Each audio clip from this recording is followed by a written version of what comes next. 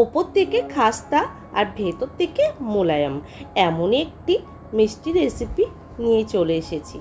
আপনাদের সকলেরই ভীষণ ভালো লাগবে। আর এই রেসিপিটি তৈরি করতে আপনাদের বেশি কিছু খরচ হবে। বন্ধুরা, আমার রান্নার ভিডিও যদি আপনাদের ভালো লেগে থাকে তাহলে আমার ভিডিওটিতে একটা লাইক দেবেন আর বন্ধুদের সাথে শেয়ার করবেন। যেসব বন্ধুরা আমার চ্যানেলটি এখনও সাবস্ক্রাইব করেননি তারা প্লিজ আমার চ্যানেলটা সাবস্ক্রাইব করে নেবেন। আর আমার রান্নার ভিডিও নোটিফিকেশন সবার আগে পাওয়ার জন্য বেল আইকনটা অবশ্যই প্রেস করবেন।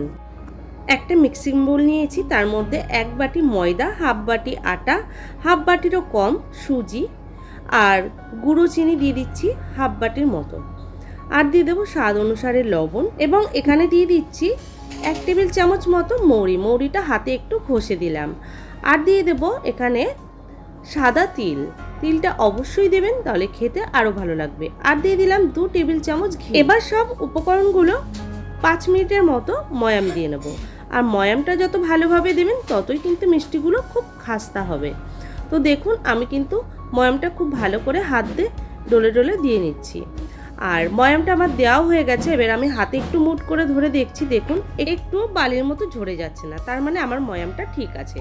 এরপর আমি একদম অল্প অল্প জল দিয়ে ডোটা তৈরি করে নেব। একেবারে বেশি জল দেবেন না, তাহলে কিন্তু একদম নরম কাদা কাদা হয়ে যাবে। তো জলটা কিন্তু খুব হিসাব করে দিতে হবে। দেখুন আমি অল্প অল্প জল দিয়ে ডোটা শক্ত করে একটু মেখে নিয়েছি। এরপর আমি এখানে দিয়ে দিচ্ছি শুকনো নারকেলের গুঁড়ো। আর এটা আমি বাড়িতেই তৈরি করে নিয়েছি, তো সেটাই আমি দিয়ে খুব ভালো করে মাখিয়ে নিচ্ছি। আমার মাখিয়ে নেওয়া হয়ে গেছে। এরপর আমি এই ডোটা 10 মিনিটের জন্য রেস্টে রাখছি। 10 মিনিট পর আমি ডোটা নিয়ে আবারও একটু মেখে নিচ্ছি। তো দেখুন আমি এখানে একটা বেলুন চাকি নিয়েছি, তার মধ্যে নিয়ে আমি একটু মাখিয়ে নিয়ে একটা ছুরি দিয়ে দুভাগ করে নিচ্ছি। তো দুভাগ করে নিয়ে আবারও একটু হাত দিয়ে মেখে নিচ্ছি। এরপর আমি এটা লম্বা মতো শেপ করে নেব। আর এটা খুব সরু করে করবেন না, তাহলে কিন্তু মিষ্টিগুলো দেখতে ভালো লাগবে না। তো আমি আমার এখানে পছন্দ মতো কেটে নিচ্ছি। আপনারা আপনাদের পছন্দ মতো শেপ করে কেটে নেবেন। তো আমি এটা একটু সোজাভাবেই কেটে নিচ্ছি, আর পরেরটা আমি একটু তেঁচড়াভাবে কেটে নেব। দেখুন আমি ছুরিটা দিয়ে কেটে নিচ্ছি। তো সব কটা আমার কেটে নেওয়া হয়ে যাচ্ছে। আর এটা কিন্তু খুব প্রেস করে কাটবেন না। কেটে নেওয়া হয়ে গেছে। আর দেখতে দেখুন এরকম হয়েছে মিষ্টিগুলো। তো এবার আমি হাত দিয়ে একটু সাইডগুলো কোণ মতো করে দিচ্ছি যাতে দেখতে ভালো লাগে। এবার পরের ব্যাচের মিষ্টিগুলো আমি একটু তেঁচড়াভাবে কেটে নিচ্ছি। বন্ধুরা, আমার ভিডিওটি স্কিপ না করে পুরোটা দেখারই অনুরোধ রইল। আপনারা যদি ফেসবুক থেকে দেখে থাকেন আমার ভিডিওটি, তাহলে কিন্তু পেজটি ফলো করে নেওয়ার অনুরোধ রইল। তো দেখুন আমার এই মিষ্টিগুলো একইভাবে কেটে নিয়েছি।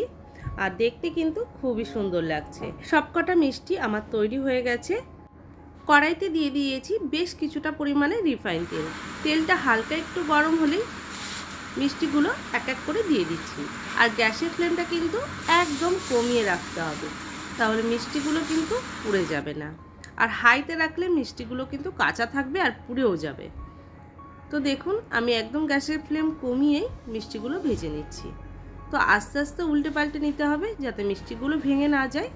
আপনারা যদি এই মিষ্টিটা বাড়িতে তৈরি করেন তাহলে কিন্তু অবশ্যই কমেন্ট করে জানাবেন যে খেতে কেমন হয়েছে। আর আমার এই ভিডিওটি কে কোথা থেকে দেখছেন অবশ্যই কিন্তু কমেন্ট করে জানাবেন, তাহলেই তো আমি আপনাদেরকে ধন্যবাদ জানাতে পারবো।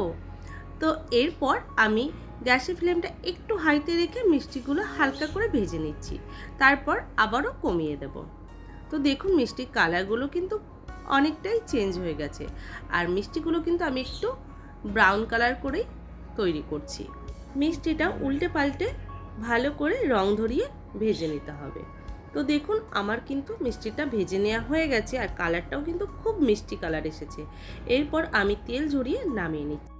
আর এই মিষ্টিটা খেতে এতই সুস্বাদু হয়েছিল যে আমাদের বাড়িতে যে কটা বানিয়েছিলাম সে কটাই কম পড়ে গেছিল।